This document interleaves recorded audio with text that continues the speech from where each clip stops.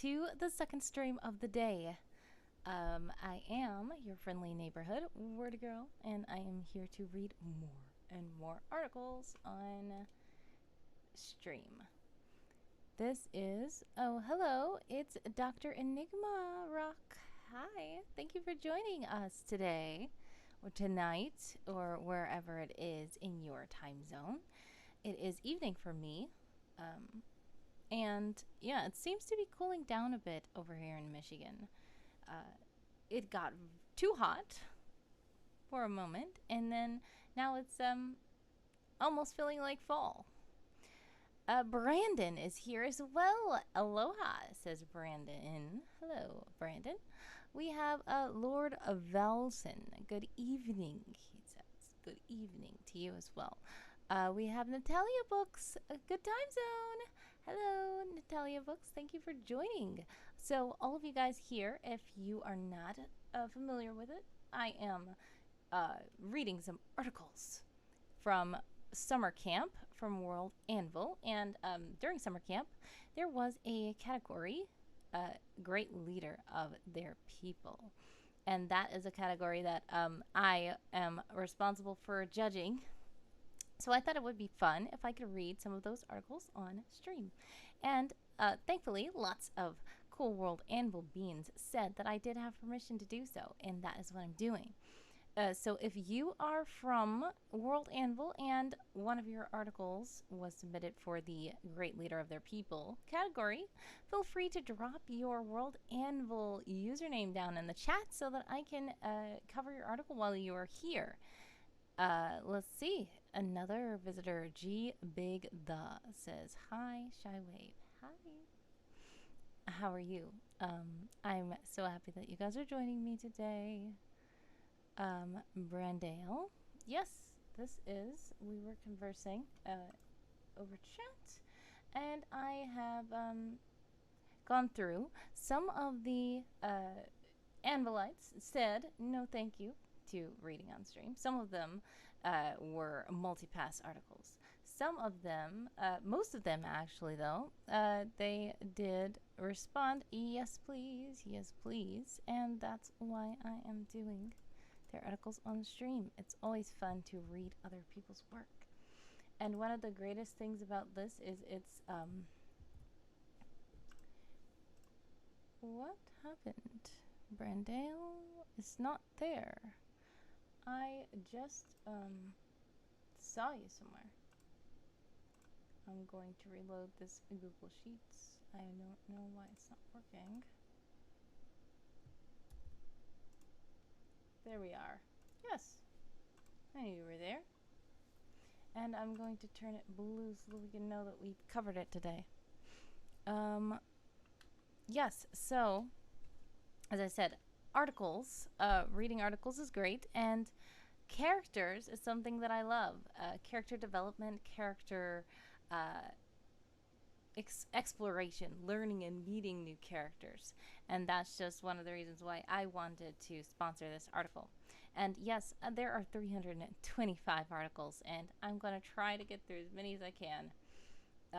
But yes, of course, I am so happy for those who did give me permission to read them on stream, so that I can have some company while I go through these. First, we will go to through Brandael's article, which is Rotten Stev-i-e. And I'm going to drop that link in the chat because I want to make sure that you guys can also follow along. A lot of these worlds, a lot of these articles have deeper lore and deeper things that I cannot cover on this short stream. So that's why I want you guys to be able to click around and explore things that I might not be able to cover. So first of all, this is a character called Rotten Stev-i-e. I don't know if it's Stev-i-e because it's kind of spaced apart. I was looking through this a bit. It seems like it's a kind of punk rebel character, which is, as you see, they have a lot of descriptors. And the thing is, the best thing It's all correct, says Brandon.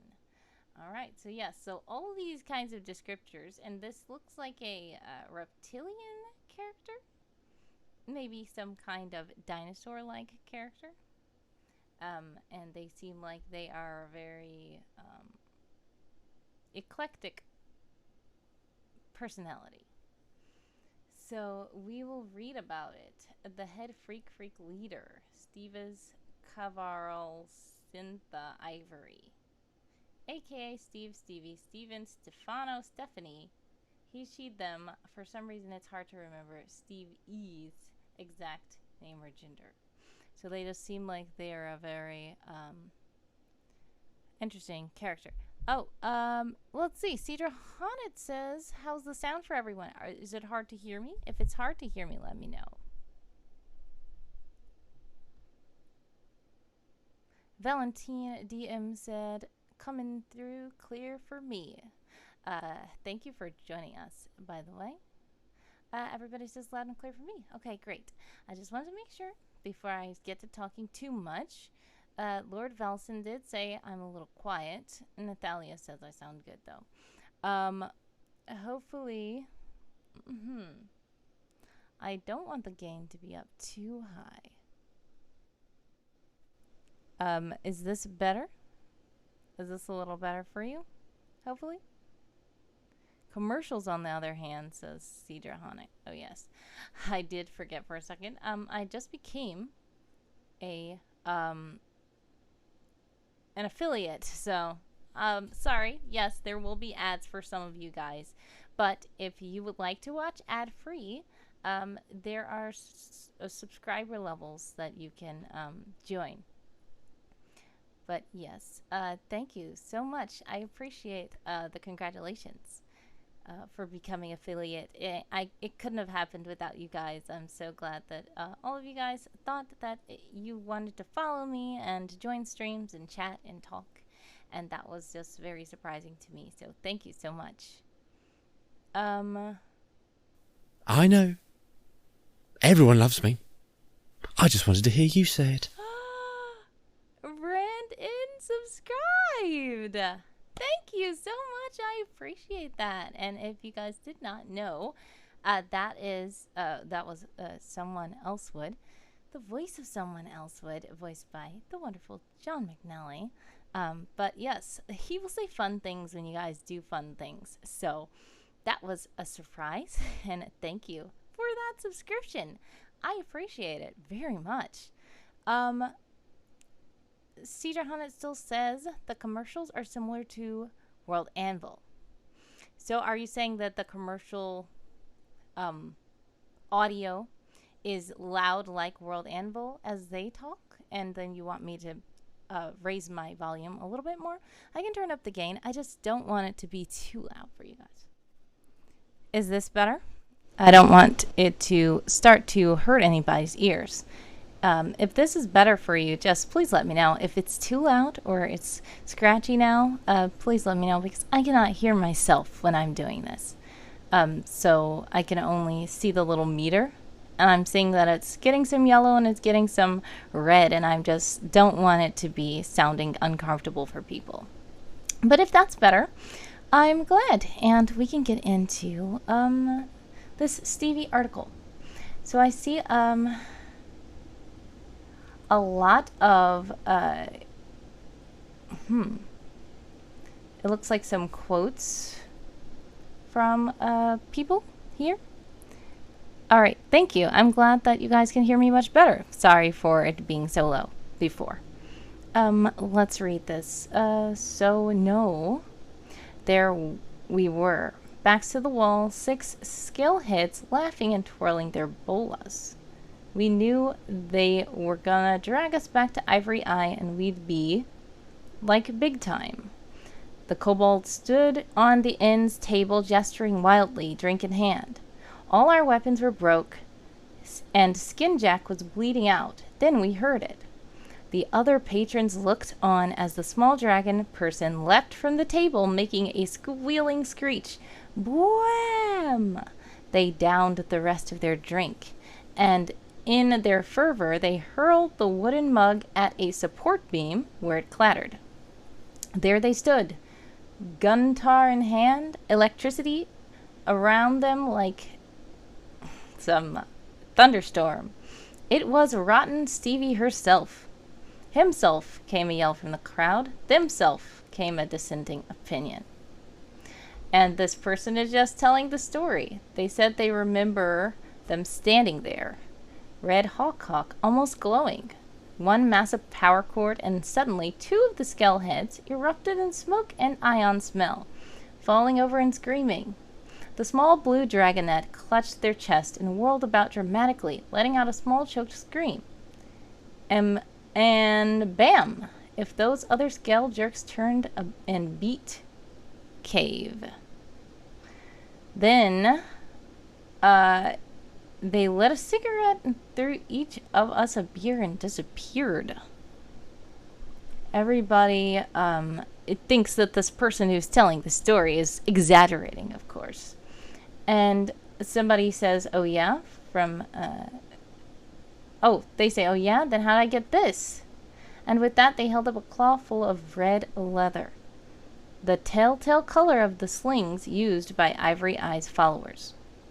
So, yes, that's an interesting little introduction to the article. It comes on where, of course, there's a person in the saloon or the bar or the tavern or pub or whatever, and they're telling a dramatic story, and people are wondering, are they telling the truth or not? And that's a nice way for the article to introduce itself. So, let's see, they're the founder of the... associate. Oh, another follower! Thank you so much, Logan Mountain, for following. They are the founder of this movement, FREAK movement, which there's a link to it, so we can know what they are. And they discovered a cache of strange music deep in a cave where their life was changed. They brought the flame of punk back to his clutch, and she worked with his comrades to throw off the yoke of Ivory Eye and his old ways. There's a lot going on with this character. Obligatory associate. There's another follower. Thank you so much for following. Logan Mountain says, evening all, late dinner, but I'm here. Thank you for showing up. I appreciate it. This character has several piercings and a habit of wearing large red headdress made from dyed hawk feathers. It has been stated Stev-i-e has a strange ability to appear and be remembered as whatever gender they prefer. I mean, the observer prefers.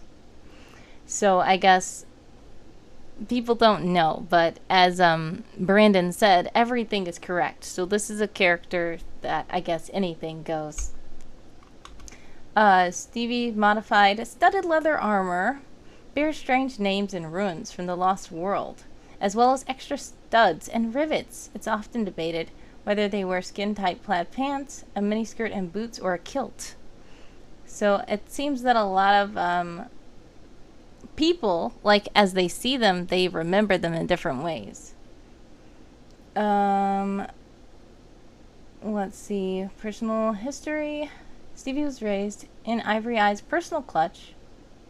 It's always meant to serve the Great Blue Dragon directly, moving through the deepest parts of his hoard, setting and repairing over the complex traps her family was known for making. Over time, he discovered a strange crack beneath the hoard into a forgotten cavern filled with strange artifacts from the Second World.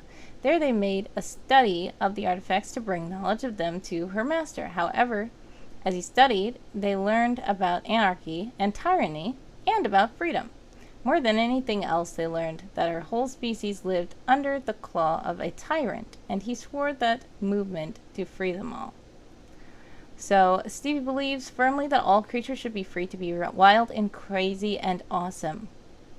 She espouses all of the traditional values of punk rock music, which still calls to him as his muse. Stev-i-e is deeply motivated to help all of her fellow kobolds throw off the oppression of their draconic masters and to end To that end runs the largest kobold liberation movement in the history of Irit. Stev-i-e is one of the world's most famous bards, but always seems to be broke at the moment. Still, they managed to find something she needs, which is interesting because I guess they are a famous bard, but they're always broke. So either they're doing something else with the money, or they just claim they're always broke and they really have a stash somewhere. We don't know. And there's a lot of little facts in the sidebar. They don't have hair, but they wear a headdress. So this is nice. There's no language. This Stev-i-e hasn't learned to speak, and they have a natural flair for slang and idiom that comes almost mystically. Art is created by Brandael 2022, which the art is properly credited, which is great. So this character is only 19 years old. Interesting. Yeah, so this article is a very interesting article. Valcin DM says, personally love the concept of cross-dimensional radicalization. Yeah, so this is a very radical character who is obviously, the presence they exude is obviously spoken out in this article. The whole mood of this article comes across well. I can tell what you're trying to do here, Brandon. So I believe that you've properly accomplished that. I would think only some of this, like these quotes here, could maybe be in a quote box so we can understand that this is like something separate from the rest, because it is a quote. And then it's like a little, if you would just put it all, it doesn't have to be multiple quote boxes, but just like all in one big quote box, and then still have the little quotation marks and stuff everywhere, but just have it in a separate container so that we can know that this is a little excerpt of a story, and then the rest of it is kind of just a Wikipedia page telling about the character. The other thing I would say is this this right here, the sidebar is uneven with the contents. That's just a pet peeve of mine. I would rather, the sidebar be even. But this also looks okay, how it is. But if we could just put this in a full width footer and make it where the rest of the words are straight across, that would be okay. But by it just being naked over here, it seems weird. I did notice that Stev-i-e is definitely a nerd and prefers to use their guitar gun invention to fight their foes than by confronting them directly. That's interesting. They created a guitar gun. So yes, this is a very interesting punk character who is obviously a radical rebel. And yeah, the whole article conveys that very well. Cedar Hunnet says, which game is this set for? And Brandon says it's the Pathfinder 2e custom setting. So this is a character from an actual tabletop role-playing game. So that's a good way to use World Anvil. Of course, a lot of DMs and GMs use it so that they can keep track of their characters in-game settings. So that's good. All right. Let's see which other people we have in the chat. I see Valcin is here, so we can search for them in the spreadsheet. There we are. Orion Titan. Alright, and I'm going to I need to do this so that I can keep track of myself, because I do not want to go over myself. So excuse me as I try to color my spreadsheet and drop the links in the chat. We are going over next Orion Titan, by Valcin. Yes, Lord Valcin says, I love Stev-i-e. He is the embodiment of a punk rocker. True. Logan Mountain says, so many articles submitted. It's cool, but man, it must be so much to wade through. It really is. And that's one of the reasons why I like to stream them, because it's easier to do it on stream than to just be like reading all these articles and just getting like, you know. Personally, I like to do it on stream. So this is interesting art up here.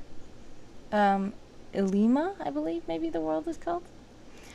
Orion Titan, King, Queen of Mythfalls, Orion Titan, aka Bright Flame Warrior. Orion Titan was the first king of Mythfall. He became king after leading the people of this splinter region to take back their land from the ruthless pirate Lord Nubert. He was known as a man of honor and great wisdom, as well as a master leader and tactician. He was able to bring 3 species together to take back their land. Because of this, they made him king and would follow him under his rule to help safeguard all of them. He is a master in the great sword, and his talent with a blade is a sight to behold. During his time as king, he helped his kingdom grow and become a viable kingdom. Now, being this great king and great warrior, he was actually very approachable. He likes to get his hands dirty and help with the work. His belief that the top and bottom should work together to build a stronger kingdom. Alright, so he's in the top physical district even when he was an old man. As a king, he did not believe in not still training and honing his body. He wanted to be able to protect his new kingdom, both his mental abilities and its physical.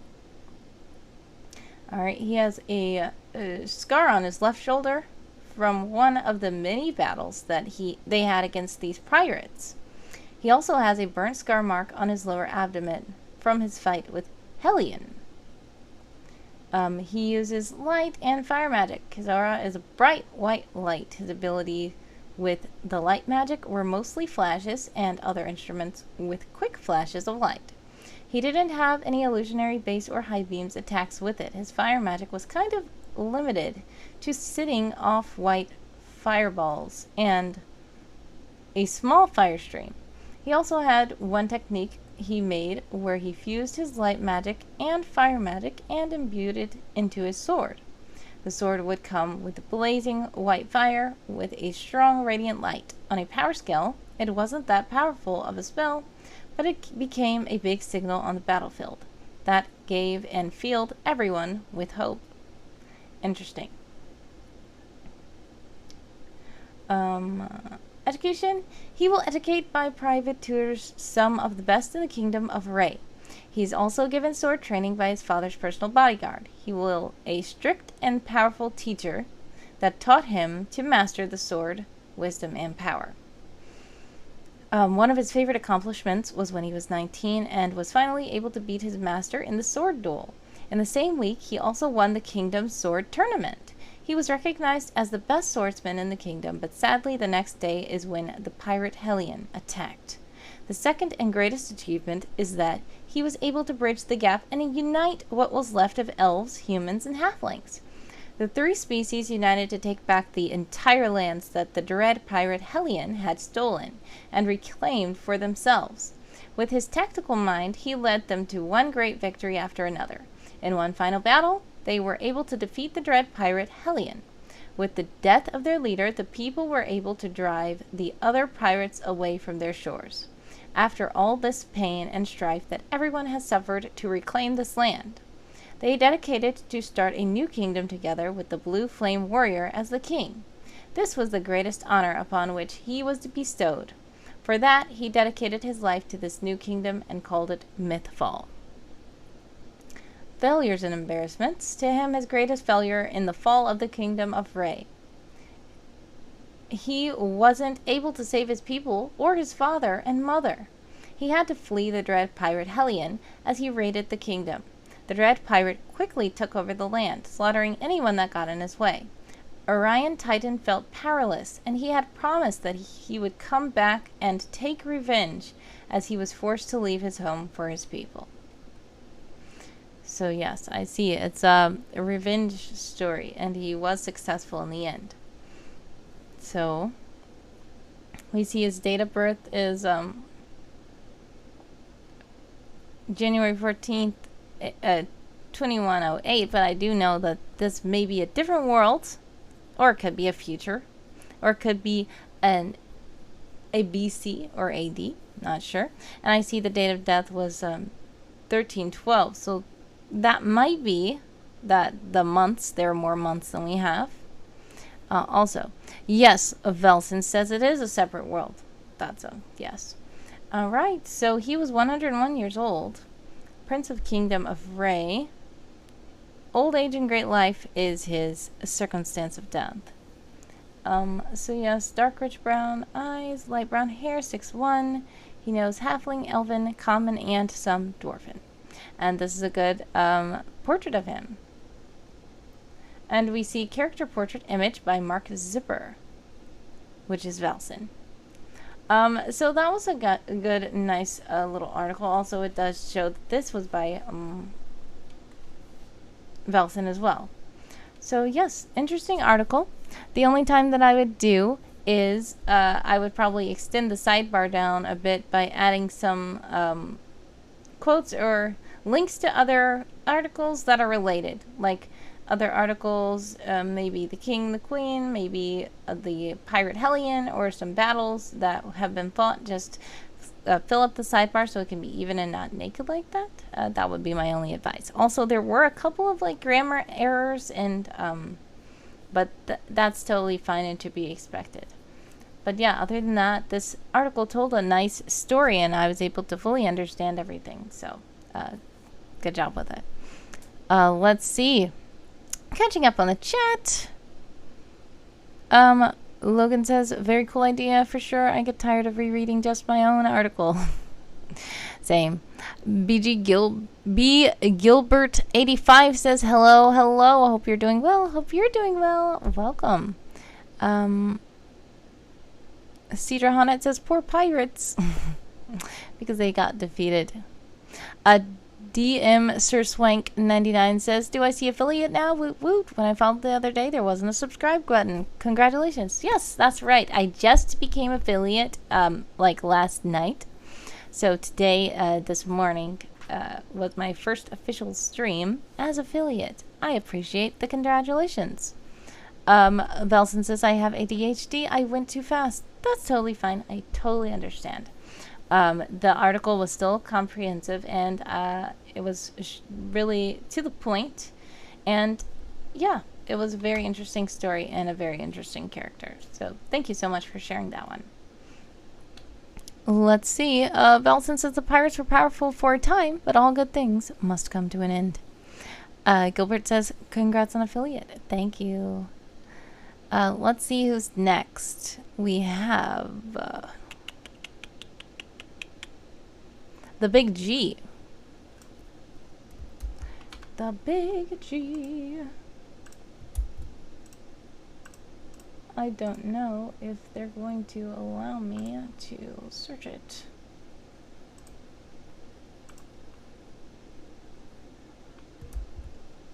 Come on, there we are. There we are. Okay. And I did put Valcin's article in the chat, didn't I? No? I believe I did. Yes, Orion Titan by Valcin. I did put it in the chat. Let me put this one in the chat as well. Besi or Besi Galiasollei.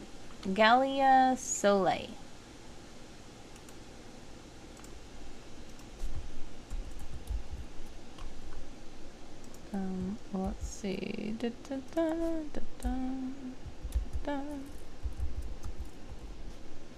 All right.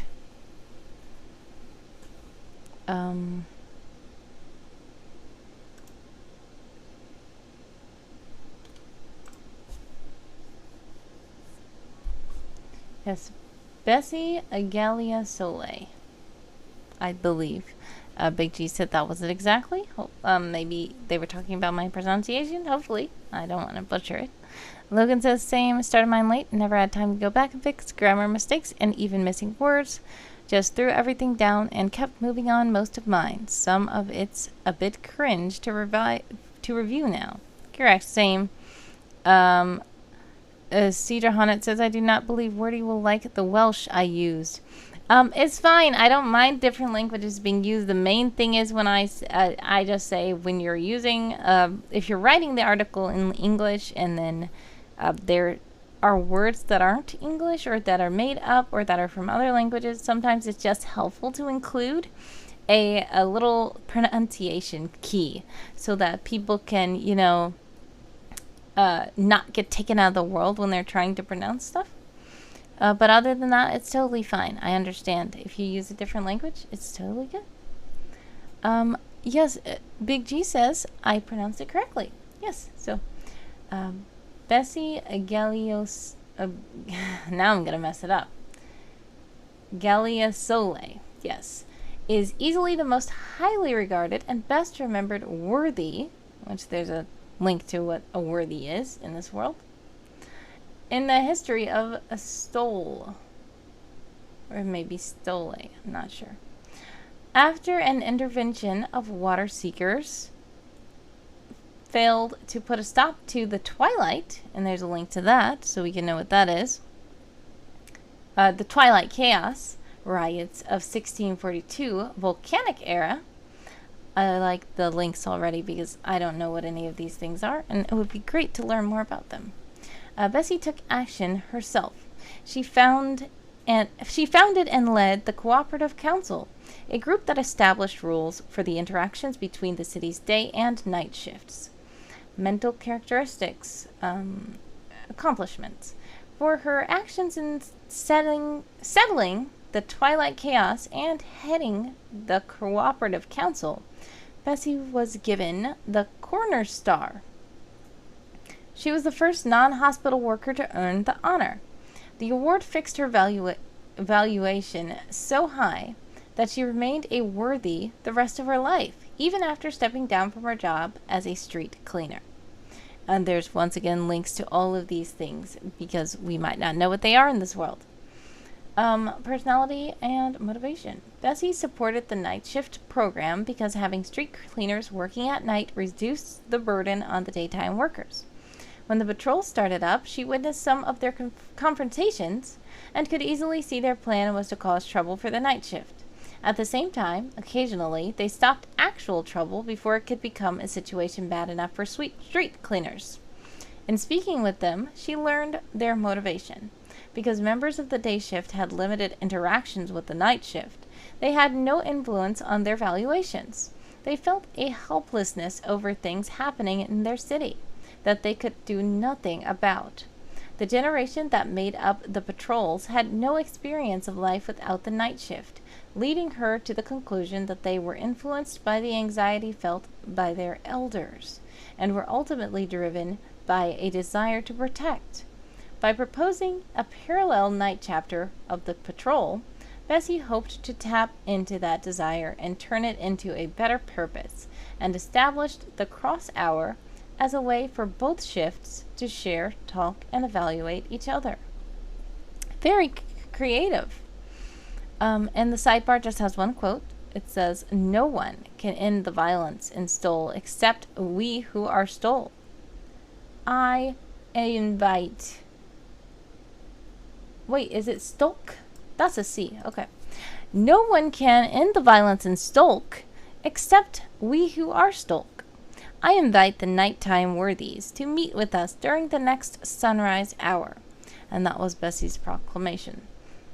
Very interesting article. It's short, but it's to the point. It tells us a story, and it does go over why she's a great leader of her people. One of the, I love how you have the links to all these things because we don't know what they are, and it's great for us to be able to learn what they are.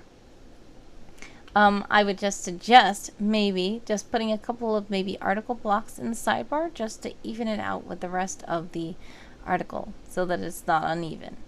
But other than that, yes, this was a very nice article, and it gave me a good imagination of the character. One of the things is I didn't really see a portrait or even a physical description of the character, but that's totally fine because the story was interesting. But if you do want to fill up that sidebar, you can also use that to describe the character or show a picture of the character as well.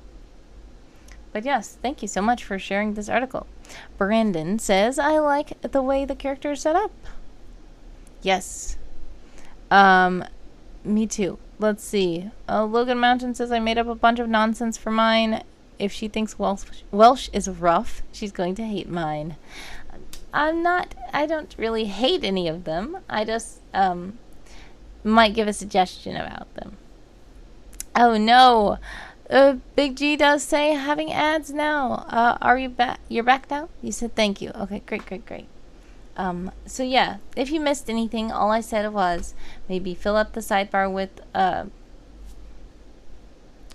a description of the character, because what I did notice was missing was I didn't know how the character looked, but that's fine. If you want to put a portrait, you can, or put this written description of the character or some little stats in the sidebar, you can. That's a way to fill it up. Or you can just add article blocks or something like that. But yes, great job. Short, sweet, and to the point, Logan. It was a hyperbolic hate. Yes, I get it. I know. Natalia Books says, great article. Yes, thank you so much for sharing that one.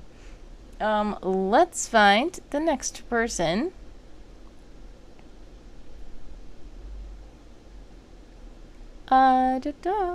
Natalia Books is the next person. And we are going to... I'm so tired of when there's a cell selected and it doesn't allow me to search. Come on. How can you unselect a cell without reloading the whole page? I'm sure there's a way. I'm just not thinking about it right now. Okay, here's Natalia. And it is Andera Lunar, I believe. Andera Lunar. And I will put that in the chat as well. Ta-da.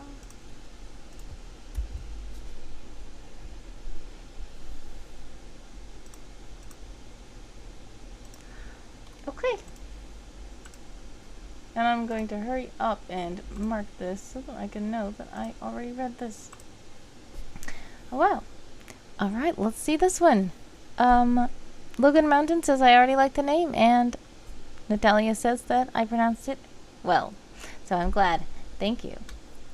I'm glad that I did get that right. Andera Lunar. Mistress Andera Katharina Lunar, aka the Lunar Witch, Moon Goddess Mistress, she, her. Physical description, general physical condition. Andera takes good care of herself and her body. This is necessary to live out a healthy and long life. It says long live, but I think you mean long life. At least that is what she is trying to do. If she got sick, she will not be able to be a good leader for her people. Facial features. Andera has a round face that lights up when she sees her children and the Dragon King. She has oval-shaped eyes, a small nose. She has full lips that do not smile often. Andera is the strongest witch inside the Lunar Coven. I think that's just an error of double words. Her ability to control the magic of the moon is something that the Coven has not seen before, not even in the other High Witches of the past.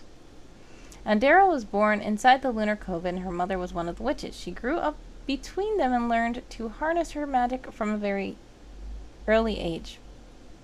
When she was 20, her mother and the former High Witch, the strongest witch of the Coven, died. Nobody, not even the Dragon King, didn't know what happened to them. Every witch in the Coven needed to do a series of tests to see who would become the next High Witch and the leader of the Coven. Andera passed the test with ease and was appointed to be leader of her people. She started to change some rules inside the Coven. The Mothers, which there's a tooltip to tell us what they are, another rank inside the Coven, needed to venture out into town and find someone to reproduce to keep the Coven intact. That was before Andera took power. She decided that the witches of the coven made their own choices when to venture out. She even sent out the hags to look for new witches in Sinzangiorno. I'm not sure how to pronounce that, but there is a link to it. With the pronunciation, which is great. Sinzangiorno. And the other towns in Gatica. She even created a male version of the coven, hoping that with their presence at one point stop the need to venture out will die down. The male version of the coven is also there for the boys that were born inside the coven, so they have a place to stay after their 16th birthday. Andera is one of the high witches who has a sexual relationship with the Dragon King, Poet Ombre. With their combined magic, they were able to get 2 children together, 1 girl and 1 boy, Luna and Dustin. So this is a pretty long article, but there are some interesting elements to the article, and the layout is very neat. There is a family tree, which is nice. I like when there's a family tree there. I know there's only 2 characters here, but as I said with others, when you have a family tree already embedded into the article, all you have to do is edit that family tree, and the family tree on the article will update itself as well. So yeah, that's a nice one. A nice little addition, the family tree. Let's see. The art is nice. There's the sidebar. Yeah, so it tells a lot of information about her. And the only problem I would say is I know that the article is quite long. The reason why you probably didn't have the sidebar so long as well. But one of the things that you could do, if you'd like to, is to use the full width footer, so that after this point, like, the words will go all the way across the page instead of leaving this blank here. Or if you are a Grandmaster and above, I believe you can use CSS to make a sticky sidebar where the sidebar stays here and the rest of the article can keep scrolling, so that it doesn't look like a naked sidebar here. So there's a lot of other cool things. This little breaker that you created is nice, and it splits up the article well, where it doesn't feel like it's a big block, like a big wall, word wall. So that's good. She has yet to learn the skill to keep her mouth shut. It's funny. She, at least when she needs to keep it shut. Also when she's angry, something that those not often happen. It will take her a long time to cool off. Interesting little tidbits about her. So yeah, so if you want to read more about her, you can go ahead and click the link, because that's why I put it in the chat, because while I don't have time to read the whole article, this is a very interesting article, and the layout is very neat. It's the words are good where you can read them. The font is not too small. So there's a lot of nice design about this article, and the way that it is presented as well. There are a couple of like either spelling errors and like grammar errors, but that's totally to be expected. As I said, a lot of these summer camp articles were very rushed. But yes, other than that, the article is very, very, very interesting and laid out in a nice way. My only comment would be about the sidebar, because that's just a peeve of mine. But yes, let's see.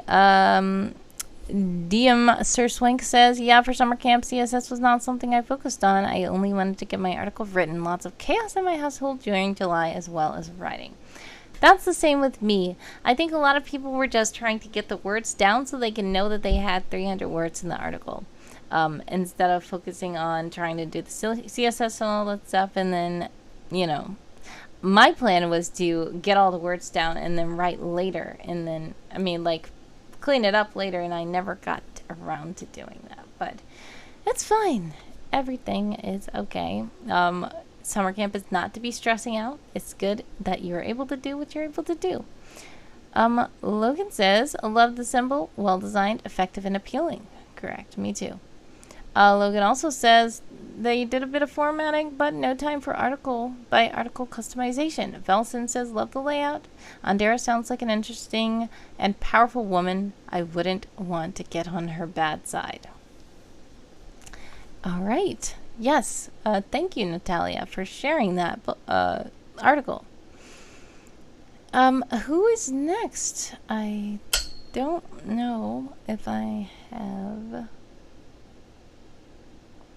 Yeah, okay. So, if you are here and I did not cover your article yet, please put your World Anvil username in the chat and I will get to your article next. Thank you so much to everybody for coming so far. Natalia says, thank you for reading it. Thank you. I appreciate you allowing me to read it. Logan is next. Logan Mountain.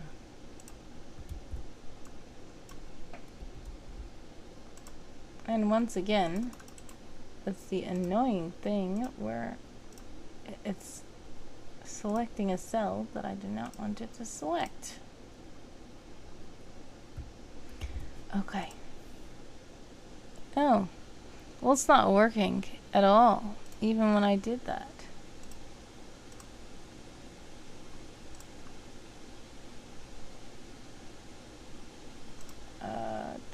I do not understand.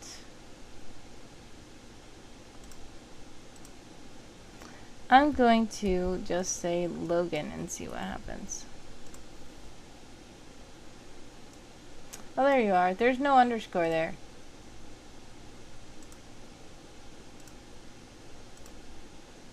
Okay.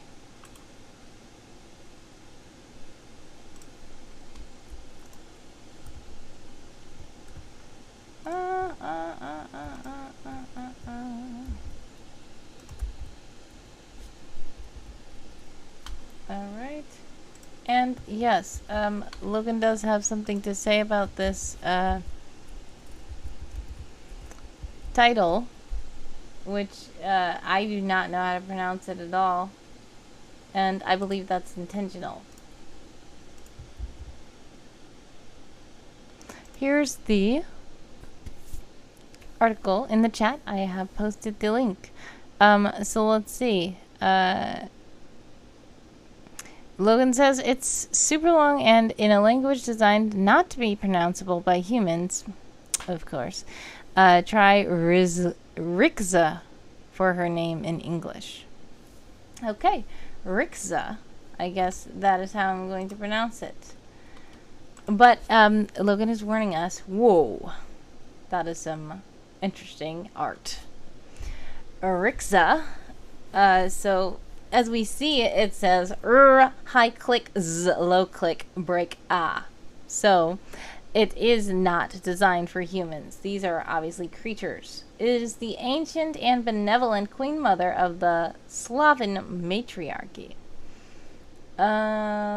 This record, Queen Mother Rixza, aka the Ancient Mother.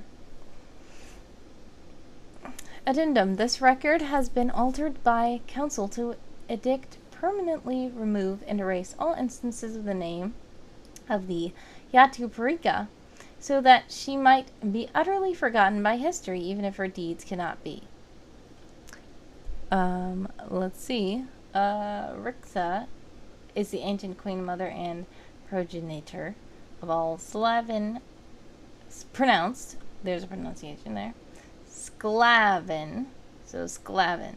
I see that asterisk is like a K then. Sklavin by most humans. She is not only the oldest known sentient creature on Ashvaria, but the first known sentient being to have Obligatory associate. Oh, it's a Rugrat 1. Thank you for following me. Thank you so much. Alright, yes, so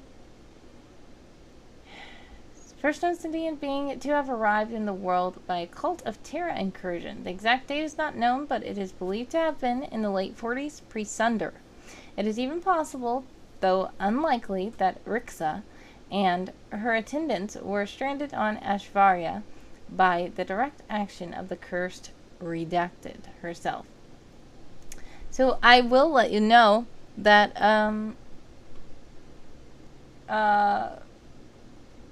there is a Redacted. I don't know what level you are on World Anvil, but there is a Redacted BB code that you can use, a CSSD you can use to make squares that are redacting something. But yes, Rugrat1 says, hey, dropping in post-vacation. Hey, how was your little vacation? I hope you had lots of fun. And if you'd like me to read your article, feel free to let me know in the chat, and I will get to it as soon as I'm done with the other people right before you. Yes, Logan says, oh cool, I don't know much of the BB code and CSS stuff. Thanks. Brandon says, this is great. It reminds me a lot of some of the harder science fiction characters from 60s era sci-fi. Yep, so Brandon links some of the BB code, I guess. Also, there's the World Anvil Codex. The Codex can help out as well. Let me see if I can find the Codex. Immersive. I'm just gonna go to my own article, which I know I linked the Codex here. And yes, you can go ahead and is this it? Is that the right never mind. I linked to my own image. I'm like, that is not working. Why is it not going to the Codex? Why is that showing as waveform PNG? Here's the Codex. Never mind. I'm just gonna go here. I'm going to have to fix my article because for some reason it's not linking to the right spot. Ignore that other link that I just put in the chat. This is the real Codex. Just now. So let's see. The BB code in question is redacted, with the number being how many characters are redacted. That's correct. And Brandon says you can use that in Unicode. Rogarron says it was great, although hot. Glad to go back finally after 3 years. Yes, I'm glad you had a great time. Let's see. Logan says, if you mean mine, thanks. That was the goal, merging classic sci-fi with high fantasy. And yes, I have linked the Codex successfully. Rugrat1 says, article is in the line to be read, but I can drop the link here if you want. Yep, there we go. Doctor dropped the link to the BB code section of the Codex. So thanks so much. I appreciate that again. But anyways, yes, Rugrat1, I will get to yours soon. Let's see. This is interesting and very long, as you said. So if you don't mind me skimming through a bit, I will skim through a bit. I'll read some, but I don't have time to read the whole thing. Sclavin general taxonomy could generally be described as insectoid with mammalian and reptilian elements. Describing them in detail, however, can be difficult, as those details can be so malleable and variable, not just between each case, but between generations and even individuals. So yes, the oldest and the most revered of her people, however, as the Queen Mother, she's generally considered to be the baseline or standard template from which all the generic variations have been made to and by her descendants over the centuries. She's a decapod with 6 limbs, serving as legs, 4 arms. 6 limbs and 4 arms. Yes. She also has the universal intraskeletal body structure overlaid with thick rubbery skin and ligaments used to aid in temperature control, exceptionally fine motor function, and as a significant source of the being's environmental sensory information. She has the 10 compound eyes, of various sizes and functions. The finely tuned mouthparts and respiratory venting along the front of her head, as well as the auditory sense organs along the sides of her face, is extremely different than that of modern workers or even the newest generation of queens. They have had their head and sensory organ structures adjusted to better match the appearance of their close friends and allies, humans. While the efforts of these genetic alterations by the queens is impressive and much appreciated, they have certainly not been able to fully soften the average Asturian's instinctive reaction to their first sklavin. Even the latest generation of smaller 2-meter bipedal workers. So yes, I see a lot of these. They are similar to humans. They have specialized internal organs, require oxygen to breathe. They have a kind of sleep cycle that's more akin to hibernation.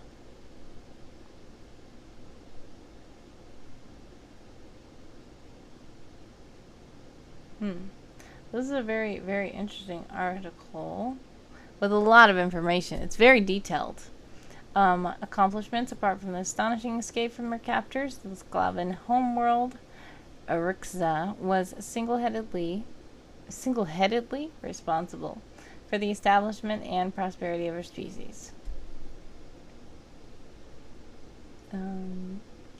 Whoa, there's a lot. Yes, this is a very interesting species and a very interesting person, entity, being, leader. Interesting. The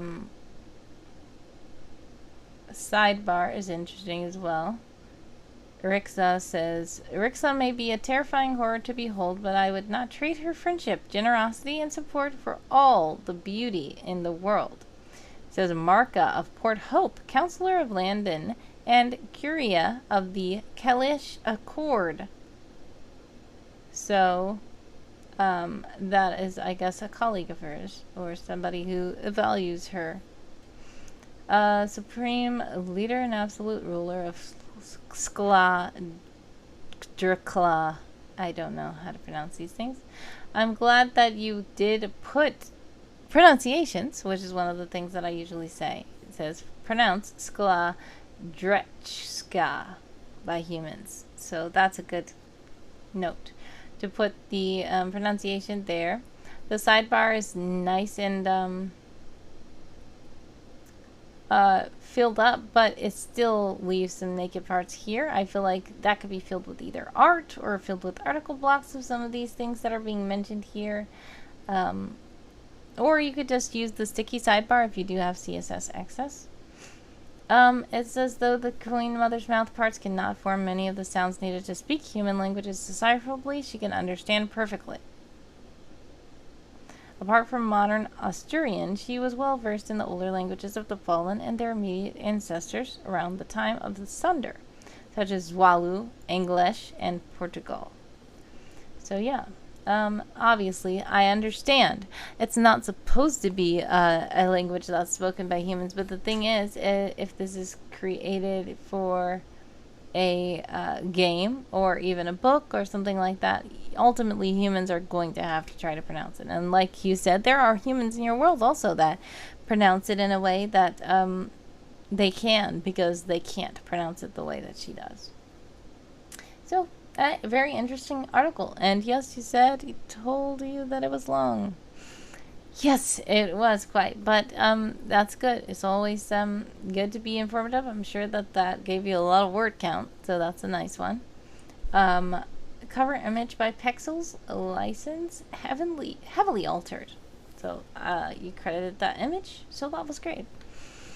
All right, who is next? I believe we have probably, was it Revelat one? I like to think of it as thorough, says Logan. Yes, very thorough indeed. Doctor? Yes, Doctor. What is your name here in the World Anvil?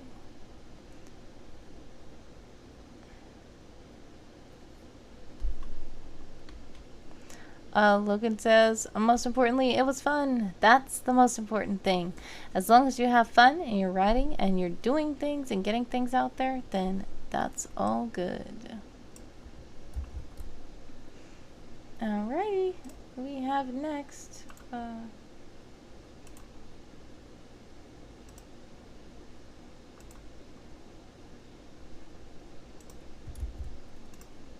There we go. Oh, you're right under there. Diana May is yours, and you are Sage Metaverse.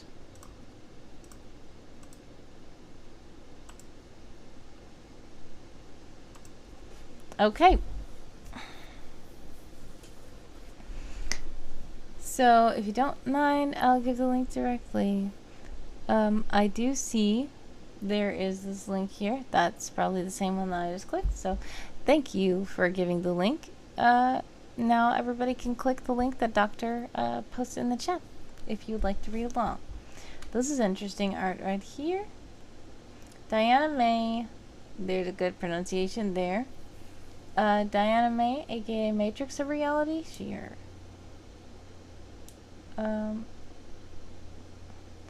An ancient proverb back on Earth was, those who do not study the past are condemned to repeat it. While historians have argued the significance of that proverb for millennia, it holds a grain of truth to it, and no one knows this better than management's original lab rat. Curious who they are? Go ahead and take a seat while I tell you about the one known as Project Vessel. So it already starts off where there's a first-person account speaking to you and telling you something, which is interesting. Quite a long article, but we will read a bit. There's a lot here, very detailed. Alright, so let's see. Oh, and there is also a table of contents where you can click the things and it will take you to the links, which is great. Doctor says the metaverse RPN is a living world that is shaped by people in the RP I run. The article is actually written by someone in the world. That's nice. I like when there is, you know, real world people that are talking. I mean, in-world people that are talking. General physical condition. When Diana... excuse me. When Diana exists as a pure energy being due to her nature... Oh, while Diana exists as a pure energy being due to her nature as the vessel, and can take on any form she so chooses, she tends to pick a normal humanoid appearance with nothing really of note about it. So let's see. There's character info 2.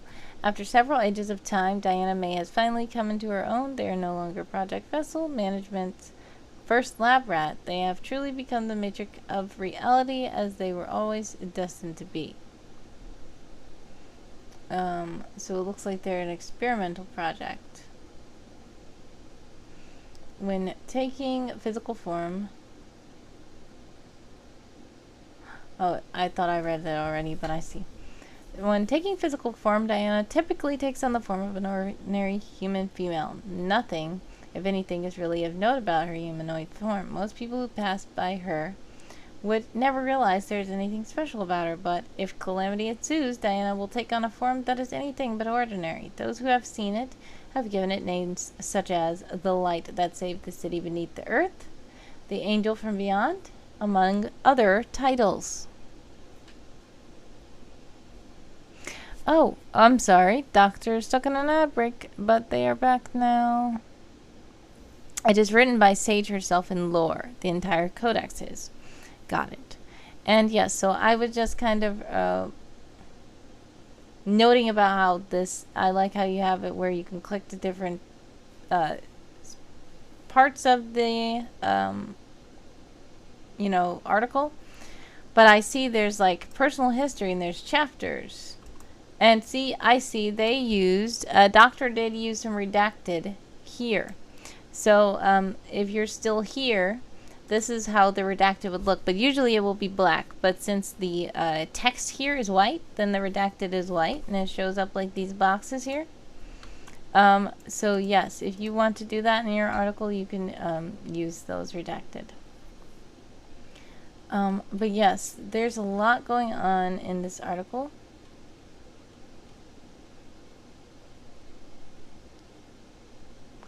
Depending on how close you are to her, you may notice a few oddities regarding Diana's form. The first one of note would be her eyes, which could be considered anything but human. Her left eye seems to have a strange purple occult seal on it, while her right eye has a completely different blue occult symbol. Special abilities. As the vessel, Diana holds a multitude of insanely powerful abilities, all of which have been enhanced immensely, now that she has fully come into her own and claimed the power she was always destined to hold. Her most notable powers will be listed down below. So then it goes over her powers, and it has spoilers, and it lets you know all the things you can do. I see in the sidebar there's embedded a song, which is nice, to help you to get into the mood of it.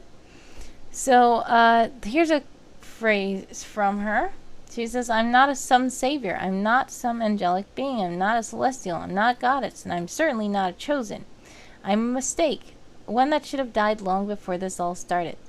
I'm no one special. I don't deserve any of the power I already have, and I certainly don't deserve any more given to me. All I've managed to do was cause people pain and suffering. I should have died alongside him. I'm nothing but a failed experiment created by those two. Surely your celestial brethren could be of more use than me." So wow, it seems that she doesn't see her own worth, that the people are holding her up to a standard, and she doesn't see herself fit of that title. So then there's lots of deep lore about her. And as the doctor explained, this is part of a game. So this information is, you know, for a game. An RPG, presumably a TTRPG. So it has a lot of personality and characteristics. Let's see this part. While Diana holds power that can rival even the likes of management, in actuality, she never wants to use it. She wanted more than anything to go back to an ordinary life, even if it meant losing her powers. At least that's what she wanted initially. Recently, though, it seems Diana has gained a reason to continue fighting, while she was once fighting solely because that was her purpose. She now has someone to fight for, something to protect, and she won't let anything or anyone stand in her way of protecting those she cares about. She holds genius-level skills at pretty much every subject, has quite possibly the worst possible case of inferiority complex. She likes lotus flowers, fruit punch, and spaghetti. She dislikes people hurting those she cares about. Diana is quite possibly the most powerful entity in the metaverse, surpassing even management themselves with her power. She is also quite possibly one of the smartest individuals in existence, second only to the chairman himself. Despite holding unparalleled levels of power, she would rather never have been given it. All the worlds she has saved believes she is a savior, but she herself believes there's nothing special about her at all. She thinks she is just a lab rat, an experiment that should have been terminated ages ago. In fact, if she had to pick between her life or the life of someone else, she would not hesitate to end her own life to protect the inhabitants of this reality. Because of this, she is considered to have the worst inferiority complex in all of existence. So this is a very interesting character. Let's see. Doctor says length of redacted actually corresponds with the character length of what was redacted in the text, which is great. Those spoilers are jokes made by Sage, by the way, so I could go check one out and see what it is. Doctor also says it's a roleplay server. The stats there are part of custom stat system we have. Alright, so let's just see one of these spoilers.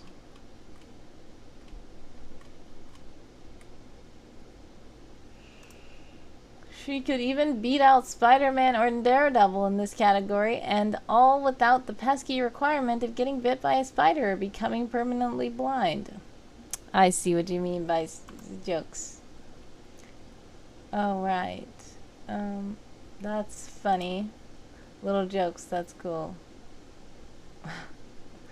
Alright, so this is an interesting article, and as I said, I don't have time to read through the whole thing, but Doctor did put it in the chat, so if you'd like to read it yourself on your own time, feel free to go check it out, because there's lots of cool stuff to click and figure out and discover about this character. A very interesting character. Yeah, what I would say is, like, the sidebar, it's a thing where this is so long that the sidebar seems like it shouldn't, you know, even have to stretch that long. But like I said, if you have CSS abilities, you can have a sticky sidebar, and the sticky sidebar will basically make it where when you're scrolling, the sidebar, let's just see, is it first? Alright, I'm just gonna show this. Yeah, so see how this, when you're scrolling through the contents, the sidebar stays in one place. So you don't see like the naked sidebar like this after you scroll a while. So that is kind of just my advice. If you do have CSS, you could do that. That's a way to take care of that issue. Other than that, I do notice that the CSS is, I mean, the design of the world is pretty nice and interesting. But the thing about it is sometimes it's kind of hard to read this up here because the screen is so light. But I know as you go down, it becomes a bit darker and it becomes easier to read it. But it is a cool effect, but it is a bit hard to read sometimes against this white here. So I have to kind of scroll the words up so that they can be on a part of the blue that I can actually read it. But other than that, yeah, yeah, I will tell you later about the sticky sidebar. It's quite a lot. It's not really too much. I do have it copy pasted somewhere because it's a whole thing you have to do. But I will just make sure to DM you. You can DM me actually just so that I don't forget because I have a lot going on. Just say, can you send me that sidebar CSS? And I will feel free to do that. I see there's a new person in the chat. Fiyere? Hello all, pleasure to be here. Thank you for joining me.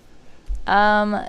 Enigma Rock says, completely understand that. Thank you for looking it over. Thank you for sharing it. That is your first attempt at doing a custom article background CSS. Tweak it later on. Yes, because that was just for me. I'm just letting you know it's a bit hard to read against this background. But I do like how you're doing it. It looks pretty nice. But if you could maybe the background picture, if you could make it like a tone darker, like a shade darker, then it might, you know, make it where the words don't blend in with the back. Fiyere.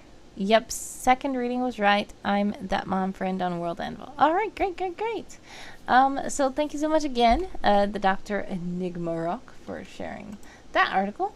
And there was another person in the chat that I was supposed to get to next.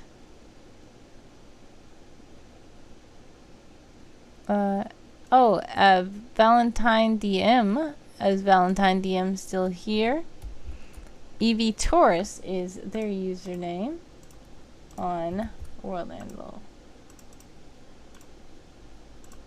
Once again, I have to reload.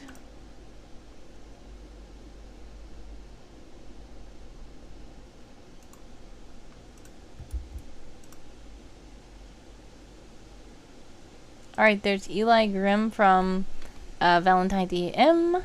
Yes, there we are. Alright, yes, you are still here. Excited to hear what I have to say. So, this is a character called Eli Grimm. And we will put that in the chat so that you can go check it out.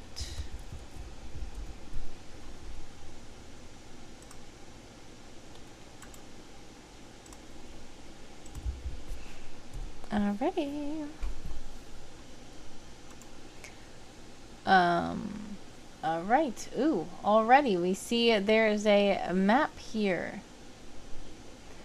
Oh, let me... Oh yes, I forgot to ask about the, young, lady that we just, read about. The art. Is the art credited? Because I was curious about this art. Where did it come from? Yes, cover image, Diana May. Character portrait, Diana May. Matrix of reality. Okay. Alright, it's covered. Great.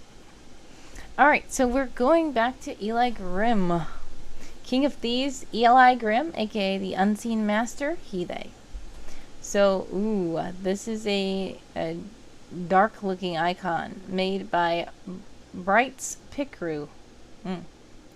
Alright, let's see. There's a big quote box to start. First, leave no trace of your movements, your deeds, your life. Divinity grows in silence. Second, treat no mortal, not even yourself, as divine or superior. Divinity feeds on humility. Third, bond yourself to one another, those within your presence and your circle. Divinity exists within unity. Fourth, break no vows and allow no others to break theirs. Divinity survives off of faith. Fifth, treat every pact as a treaty. Let not even petty agreements be taken lightly. Divinity increases within sincerity. Sixth, relish the game. Scheming and planning is divinity in the mind. The execution and adrenaline is divinity in the body, and the satisfaction of victory of the lessons of defeat is divinity in the soul. Thus, by this trifecta, does the divinity dwell within the art of theft. Interesting quote, I assume, from the King of Thieves. The King of Thieves Guild is no mere band of pickpockets and precocious, morally gray adventurers to be. It is a family. One with a powerful faith as the beating heart. Faith in the figure known as the thief god. And the one at the head of this family is of intensely devout thieves is their king. Typically a shadowy and mysterious figurehead, Eli Grimm is well known throughout the guild, even if his name is next to unknown outside of it, and watches over his flock like a divine archpriest or a dutiful parental figure. While he is not good by any definition of the word, he is kind and nurturing to the thieves within his fold, so long as they remain loyal to the guild and do not actively break their tenets. But nonetheless, he is a shadow amidst the veins of the thieves' guild, and they like to keep it that way. Always could be watching, always could be hearing, always could be lurking right behind you in the shadows. While many respect the tenacity and vigor at which he has taken the position, especially the thieves who have been around long enough for the reign of the previous king, just as many fear it, and fear his retribution in return. So this is another quite long article, but it's interesting to learn about this character. He's lawful evil. He's known as the King of Thieves. He's earned the title of Unseen Master due to the capability of working entirely unnoticed from the shadows. They've also gained the title of Shadowed Hand for that very reason. And those outside the guild know their more bloody works as belonging to the leather worker due to the precision at which they flay their victims and leaving pieces near the corpse as if hanging out to dry. Oh man. Okay. So he's quite grim, as his name suggests. He towers over individuals when speaking to them. Even the rare individual not too much shorter than him will find themselves almost shrinking away in their presence when they need to up the intimidation, at least. So he is already a massively tall person with somewhat lanky yet strong build. Keeps most of their frame covered in cloaks and shadows, especially their hands, which they have at least two hands. Interesting. Face and body is riddled with cuts and scars, wounds that he allows himself to bear, either for intimidation's sake or as reminders for themselves. Other than that, their piercing gold eyes amidst black sclera are the most distinguishable feature. Motivation, earnest about the fact that their driving motivation in life is the success and prosperity of the Thieves Guild.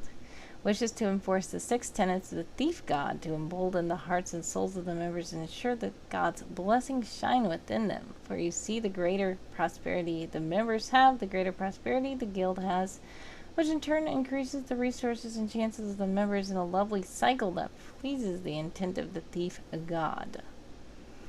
He speaks in a low, raspy voice, sounding almost like a whisper, and even in anger barely raises his volume. They make sure to pronounce their words in a concise and emphasized manner, leaving very little room for mishearing or error. So even though he's like a whispering, it still is very understandable where you don't need them to repeat themselves twice. So this is a very interesting and grim character. What I would suggest... Thank you for letting me browse through it, because yes, it's quite long. I skimmed through it a bit. But yes, as I always say, the sidebar, if you don't have the CSS to make the sticky sidebar, you can still add something like this here. I believe just adding this quote into the sidebar instead of putting it here might just even out the sidebar. Just so that it's even with the contents of the page. But as I said, again, that's just a pet peeve of mine. I personally don't care for when the sidebar is longer than the contents or vice versa, but that's a choice for your own, you know, that's your own decision. But thanks again for letting me read through that one. Who else was it that was here? Swank, DM Sir Swank 99 is here. Nightflyer 1 is here.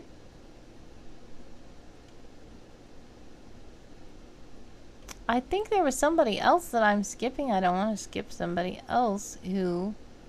So DM Sir Swank 99, is that your name on World Anvil?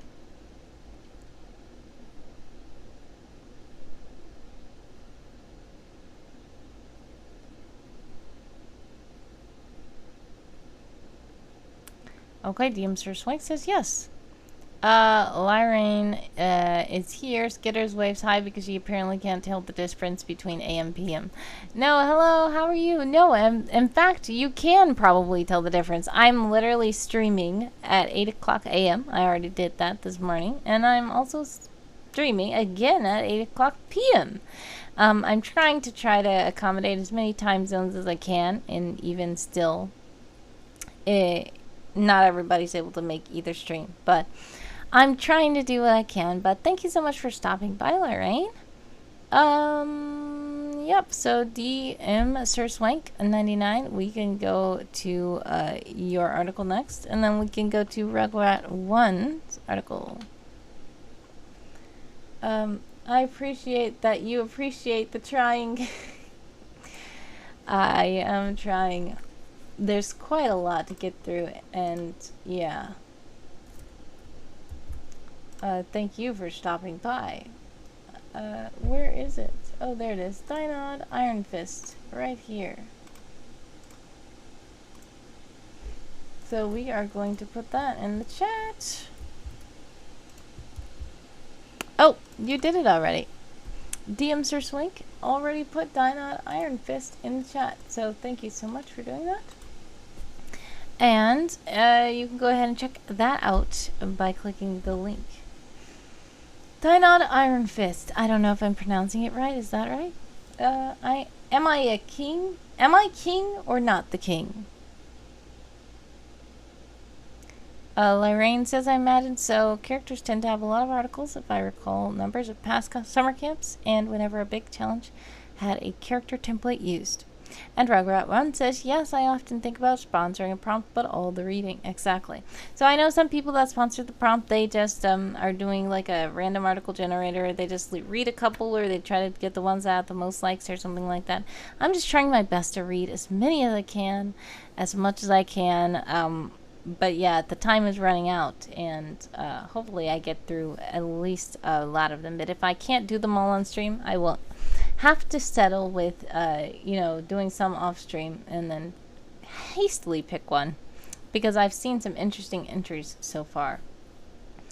What was I saying? Yes, Lorraine, there are 325 entries. And yes, we've already gone through some, and I do not know how many are left, but I don't think that I've reached 100 yet. So it's quite a bit. Valcin says, we thank you for all the work that you were doing. Thank you for all the support and for hanging out with me in the chat and following and all that stuff. I appreciate you guys, and thank you also for writing these articles, and it's very fun and interesting to read them. Dinod, I think? Dinod or Dinod? Dinod Ironfist. That's what I thought it was. If that's incorrect, please let me know. Am I king or not the king? Dinod. Okay, got it. Dinod Ironfist was born in a dwarven royal clan, the Ironfist clan. He grew up during one of the most oppressive times for his people, even though his father was considered king of Romation. The people couldn't do anything to the above kingdom of Mount Roma. These were the results of the revolt of the Halfkin and the signed treaties. So basically, his father ran a puppet kingdom. It's fun how you put "so basically," and it feels very like personable, like somebody's talking to me. I like how you have links to these things that we don't know about. Enough is enough. With Ziva Battlehammer, Prince Dinod got the Romation Dwarven Trials established again. The king of Mount Roma banned them after the revolt of the Halfkin. Some simple and subtle changes were not approved by the kingdom of Mount Roma. So Dinod and Ziva Battlehammer started sending official scouting parties as part of the test of the mind tactics. Here, members of the local guards picked up the term Obsidian Scouts.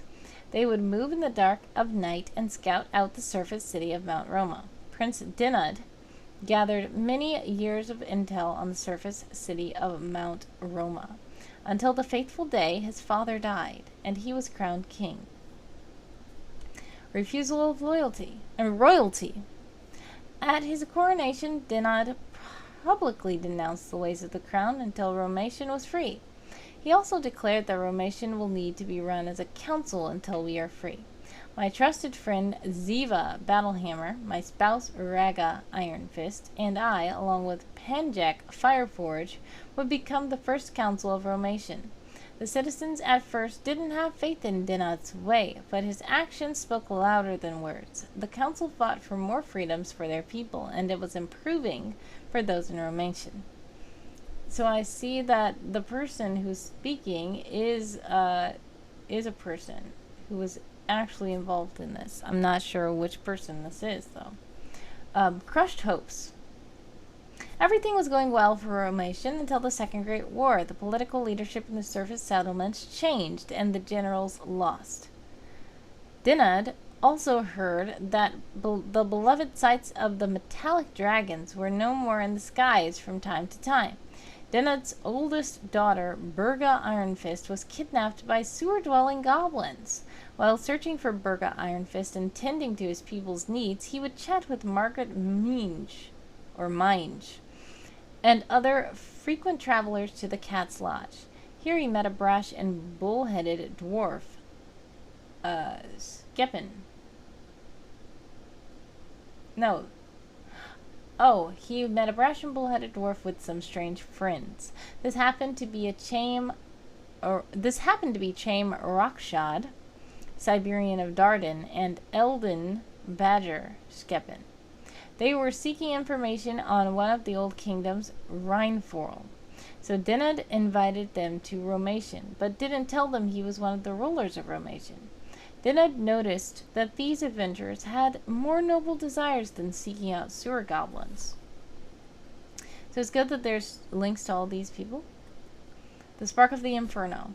Dinod knew these adventurers were something more than sewer scrapers. A fellow dwarf seeking out Rheinforel sounded like another noble dwarven clansman, so he tested these adventurers in one of the first Romatian dwarven trials since the formation of the council.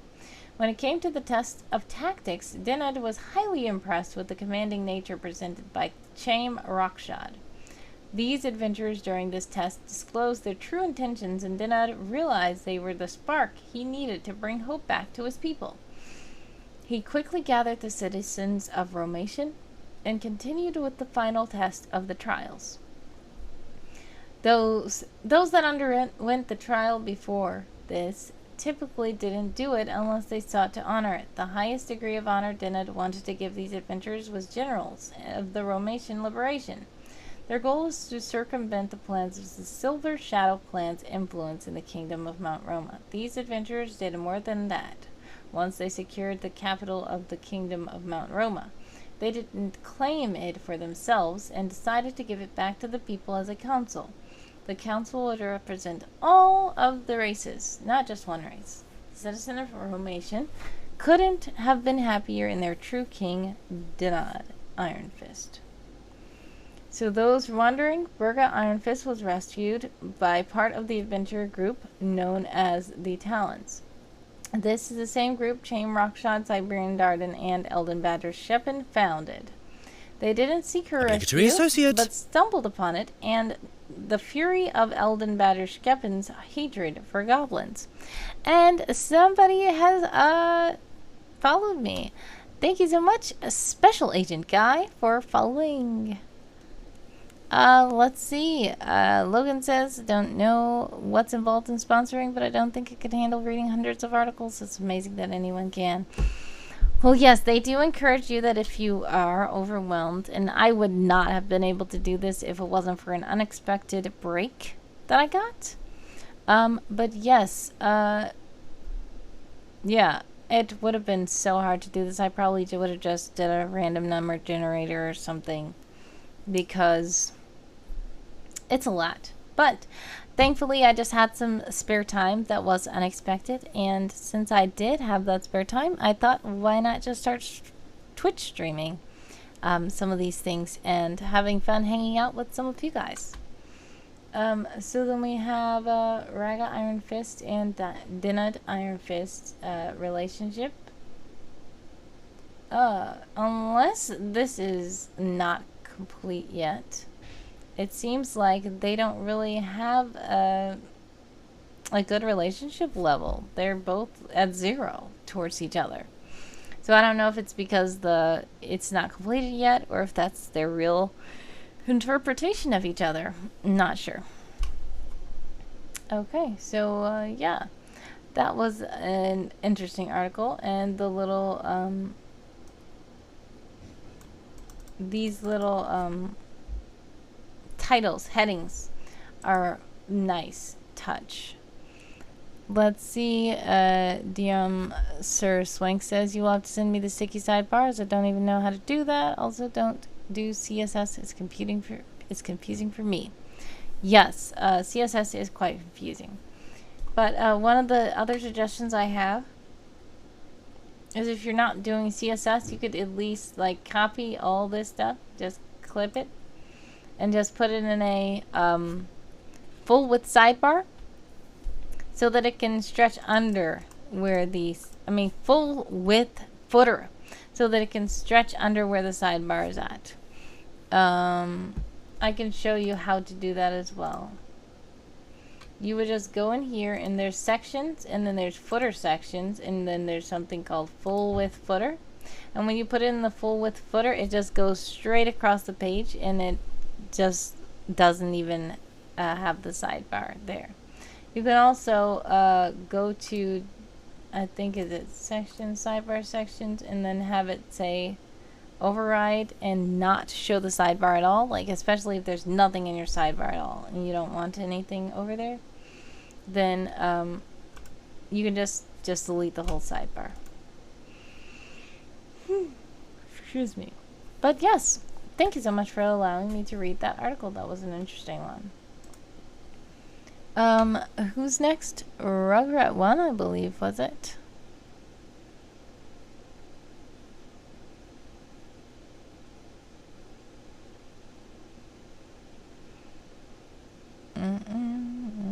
Is Rugrat 1 still here?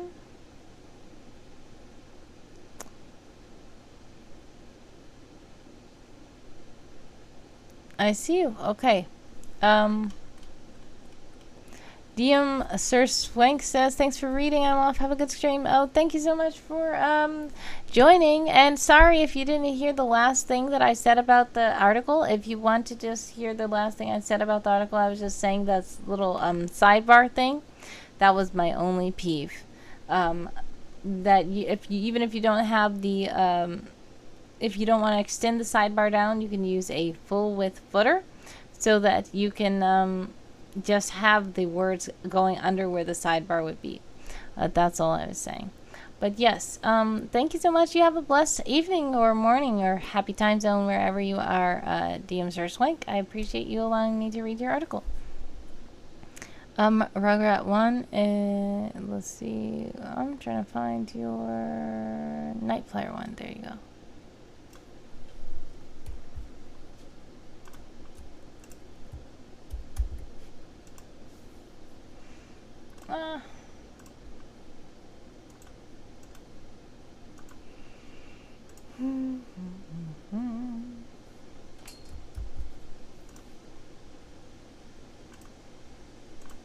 Oh, I see. It's missing an L, I believe. There we go.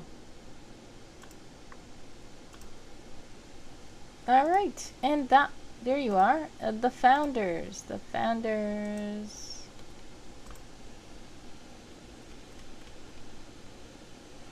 And yes, I see you did put your own link in the chat, so you guys can go ahead and click that link to get to this article. Logan says 325 articles in this category. Phew, I hope you drink lots of water during this marathon. Yes, I actually do have some water.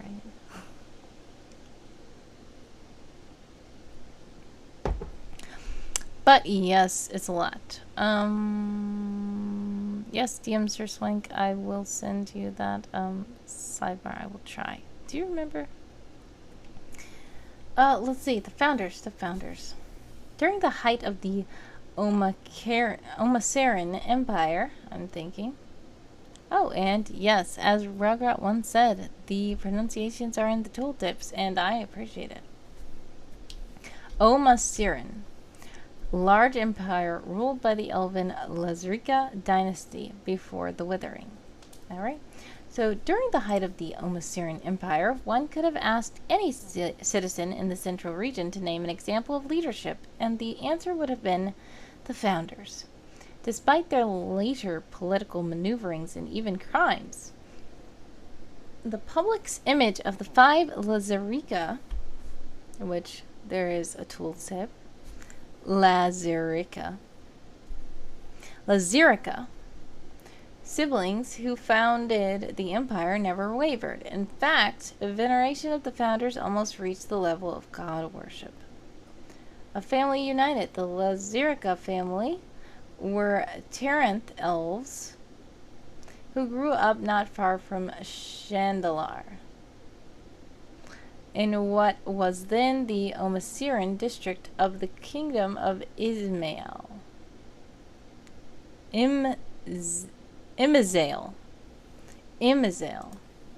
Like so many others, they were frustrated by the state of their government had slid into over the years since it became an independent kingdom. The five adult siblings dreamed of joining one of the rebel factions and setting up local rule in the Omasaran. When their father, a blacksmith, was struck and killed by an angry Imazale noble during a dispute, it strengthened their resolve. It took some careful planning to contact the rebels without endangering their loved ones, but finally they were ready. Leaving their mother and families in the care of their village, they joined the nearest rebel faction. Within a year, the five had not only made their way into trusted positions of leadership, but they had also united the rebel factions on their side of the mountains into a true army rebellion.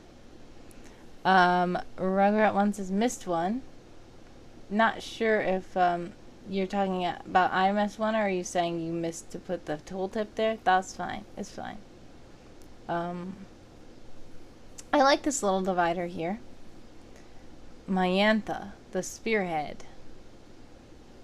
Cool.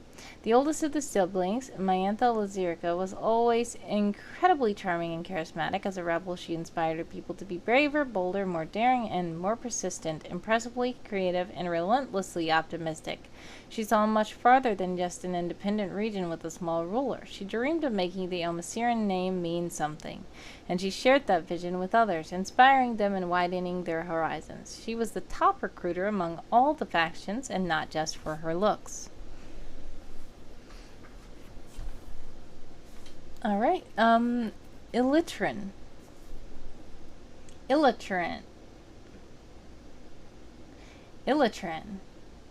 The general, was the second born and oldest son. His motivation and confidence had him leading large numbers of troops within months. Fellow rebels were calling him the general long before they were any organized ranks. This was what Illitran excelled at. He excelled at organization. He made sure everyone knew what they were supposed to do and who they were supposed to report to. He cleared up the muddled communication practices of the rebels and began instilling a ranking system based on skill. He was known to be a stickler for details, but he was always dependable. Alright, then there's the third child, Va'erl,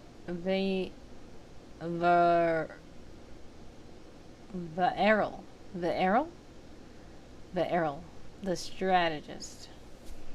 Was the intelligent of the family. The rebels found that he could devise strategies that caught their opponents unawares and could minimize rebel losses even in defeats. He was original and innovative as well as logical, but he also never failed to listen to other people's ideas and incorporate them into his plans if they ever made sense. It was said that he was always 5 steps ahead of anyone else, but he never made people feel inferior because of it. Then there's Elenarl. Fiery Elenarl had the good fortune to study under a swordmaster who lived near their village. She was the most technically adept of all the siblings when it came to warfare. She had high standards, pushing her people to accomplish more, yet she set her own standards higher still, and always worked to improve herself, leading her people by example and from the front of the lines. She never shirked, and her teams knew it. Alright, and then lastly, it's Paeris?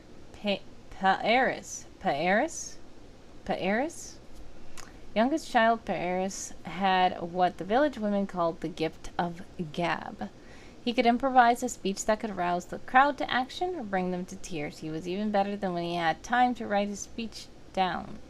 He was even better when he had the time to write his speeches down. His rhetoric wasn't empty, though. He truly believed in the cause they were fighting for, and it showed in his words, both the speeches to the masses and the quiet words of encouragement personalized for his soldiers. His sister Mayantha credited him for writing more than half the recruitment speeches she made, and he was always chosen to deliver battlefield addresses. So this is the interesting thing, though. This is an article that's supposed to be a great leader, and it's like supposed to be one character, but the interesting thing is Rugrat 1 has added them all 5 into one article as the founder, as in that's one person.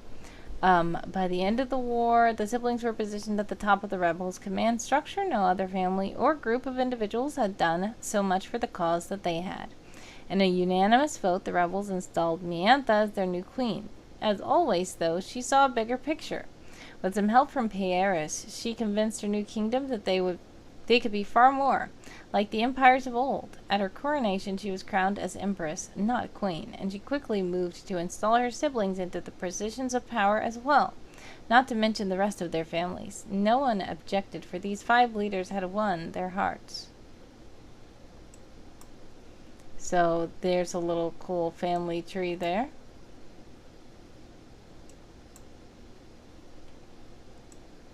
Very interesting.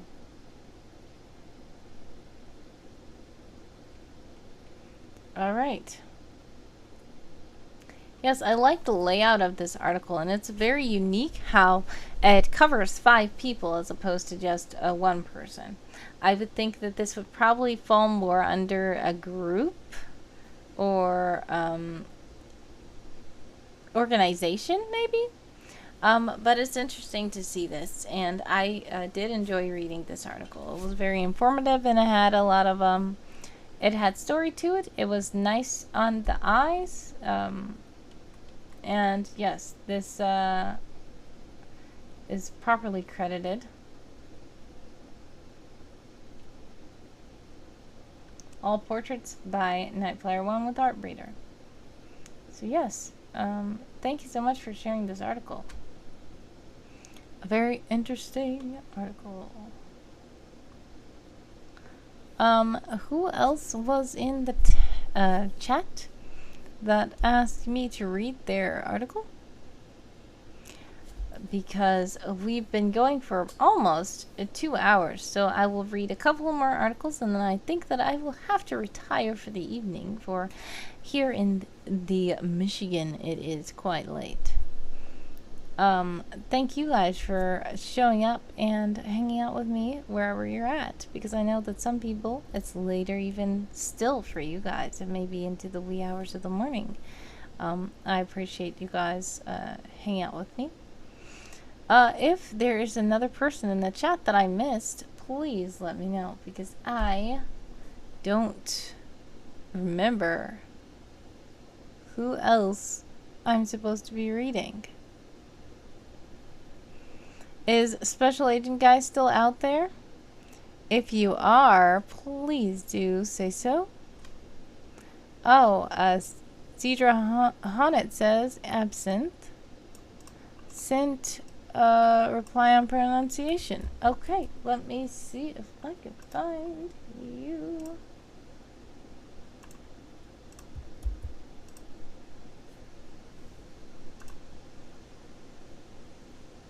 Okay, so let's see.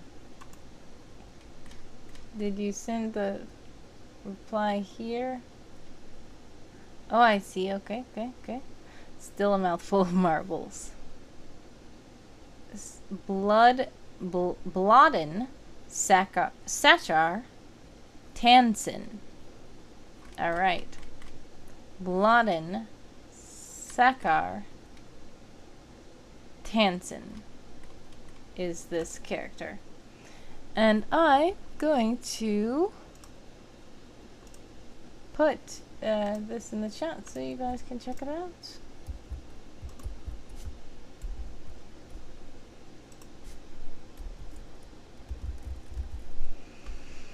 Okay.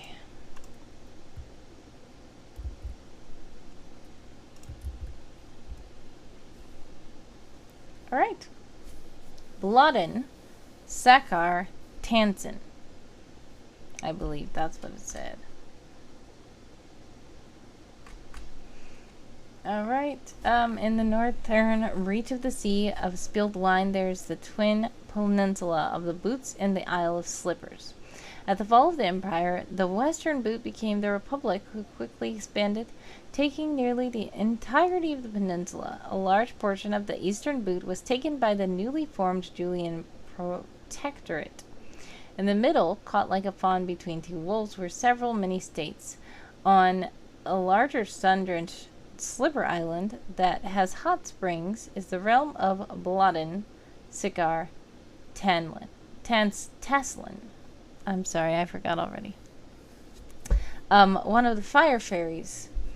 Blodyn is a trooping fairy of the unseelie court. While sitting in her palace, looked out over the steamy waters and observed the forces of both the Republic and the Julian Protectorate fighting. Ships of both sides beached upon her island and made war upon each other. Unfortunately, both sides also attacked the fairies. Blodyn would have none of this and sent her retainers with their soldiers to end the incursion. So this is a picture of her by Midjourney, which is an AI software.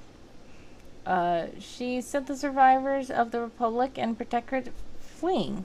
The Protectorate chose to leave the island and feast. On the other hand, the Republic, being closer, went for full annexation. The Republic sent a full legion to the island. The cohorts quickly spread out and took over key locations, notably the palace.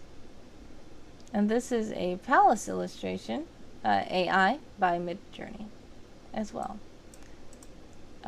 She began a partisan resistance to sow fear and discontent in the Republic Legion. Small gestures, food, stores set afire, patrols ambushed, officers assassinated within the camps, others slipped poisons into the meals fed to the Legion or caused a constant stream of discomfort. She finally had a plan ready and gathered her forces to entice the Legion to attack. The trap was sprung. For months the fairies had slowly heated the subsurface water to boiling and held the steam in a superheated state with a fake containment. When the Legion marched across the field, it was released and the ground underneath the Legion exploded, sending them flying. Those that survived were stripped of their armor and weapons, branded, and sent back to the Republic to tell the tale of their defeat. Now she is left in peace with her people to trade and enjoy life as it may come. So that was a very interesting article. And let's see. Cedra Hunnet says, Midjourney was a little naughty, beware using promiscuous as a prompt.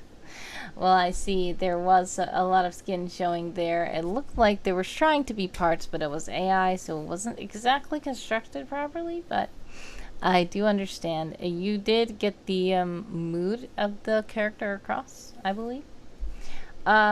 This here is what I was saying about the sidebar. If you don't have a sidebar at all, like this has nothing in the sidebar, you can override and make the sidebar just totally non-existent so that the words can spread across the whole page and not look like this part over here. It's just, you know, kind of blank. But other than that, other than pronunciations, maybe in a tooltip or in a parentheses or something somewhere, this was a nice article that was easy to read through and it read like a story, and I would love to learn more about the character and more about the world. There weren't that many links to different places, you know, and things that were talked about, but I would love to hear more about those things. And that is just a suggestion to you to maybe add some of those links. If you want to fill up the sidebar, you can, and fill it up with some of those links. Okay. And do we have any other people that we missed in the chat? Hopefully. I got everybody who's here. I'm not sure. I feel like I'm missing somebody. Oh, I know. It was ThatMomFriend. Is ThatMomFriend still here? ThatMomFriend, are you still here? I'm not sure. If you are, please let me know. And let's see, that would be the article of Jessica Fiyere, I believe is the right way to pronounce it. And yes, ThatMomFriend is still here. So we are going to go and let you guys check this one out.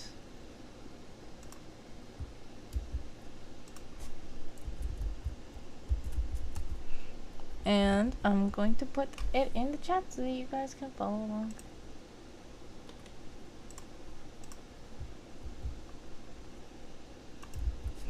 There we go. Jessica Fiyere. Her Highness Jessica Anya Fiyere, aka Jessie, she, they. Divination, Prophecy, Arcana, Order of Life, Books of Life, Artifacts, Books with Blank Pages, Divine Symbols and Sigils. Her birthday and death date, Ascension Day, but she calls it her death day. Maintain Agia, I don't know how to pronounce that one. And help keep it sustainable. Let's see. Physical description, formal dresses, or light academia is the two vibes she typically dresses for. Will never be found without her book bag, literal bag of holding she uses specifically for books. Mental characteristics. She technically never got an official college degree, but like she sees the future in life as we know it and as we all experience it, I think she's covered. So this is like a little personalized article where they're speaking to you personally. Employment, originally a high school student, but got thrown into adventuring, ascended to godhood, and is now the reigning queen of Agia. Once again, not sure how to pronounce that one. Ascended to godhood, semi-immortality, created a country from literally nothing. Failure and embarrassments is that she died in order to reach godhood. Slept for a decade straight once because she neglected personal health for that long, thinking that because she was immortal now, she didn't need to worry about maintaining herself. Scholar by trade and necessity, she's the scribe of the ages, so she's really well-read and well-written. She's a master of divination and has very good intuition about pretty much everything. Writing, strength-based solutions is one of her ineptitudes. She likes writing, easy meals, her family. She dislikes writing, not being productive and taking care of herself. So, it's fun. Callie Fiyere says, it's pretty bare bones, but I had fun making it and plan to expand it eventually. Yep. It's Just Andrew is here. Hello, it's Just Andrew. Thank you for stopping by. And speaking of bare bones, hygiene, bare minimum, only takes care of her corporeal when she absolutely has to, like when she knows there's a social event, or she's sick, which rarely happens, but still. Her rule has not ended since the founding. Her younger sister is Calypso Fiyere.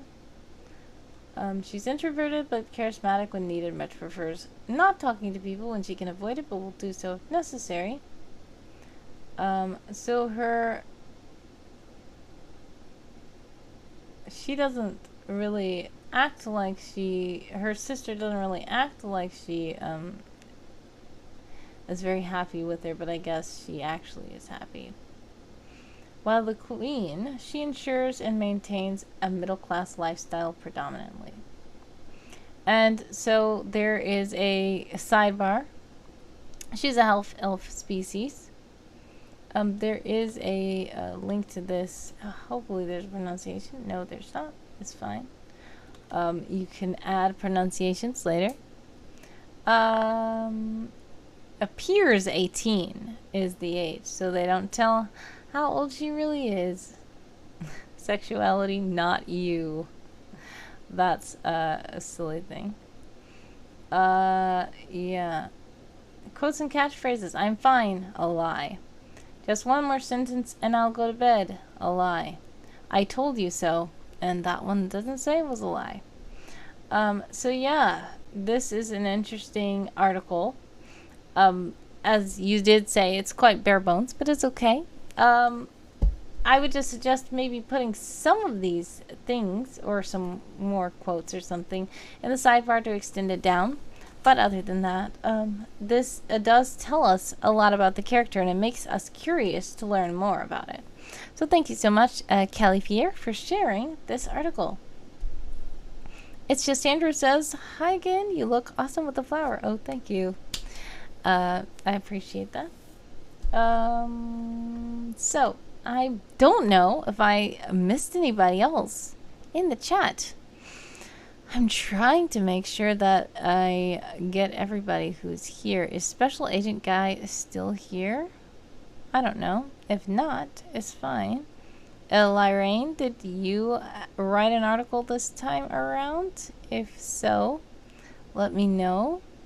I think that was about it. Just Lorraine and Special Agent Guy. I don't think that it's just Andrew. Are you a World Anvilite? Did you write an article for summer camp? If not, no problem. But if you did, I would like to know your username so that I can go look it up and read it for you. I don't think you are, though, but I may be wrong. So we'll give it a couple of minutes, and if nobody else has their articles, then I'm going to call this stream a night because it's quite late where I am, and we've been streaming for about 2 hours. So it's perfectly fine if it's just Andrew says I be procrastinating my book, let alone articles, so I'm sorry, but no. No problem, I understand.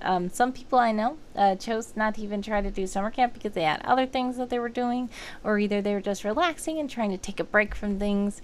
It's totally fine, understandable. But yes, I'm thinking that Lorraine and Special Agent Guy may have jetted out of the stream, and if so, that's totally fine. I think that I will end it then. So I thank you guys so much for joining me this evening or this morning or whenever it is in your time zone. And do know that tomorrow I should be back at 8 a.m. Eastern Time, and hopefully again at 8 p.m. Eastern Time to go over more of these articles. Once again, thank you so much for joining me. Thank you to everybody who subscribed, everybody who followed, everybody who joined in the chat. I appreciate you guys so much. Much love, God bless, much success, and happy time zone to you guys. Thank you. Bye-bye.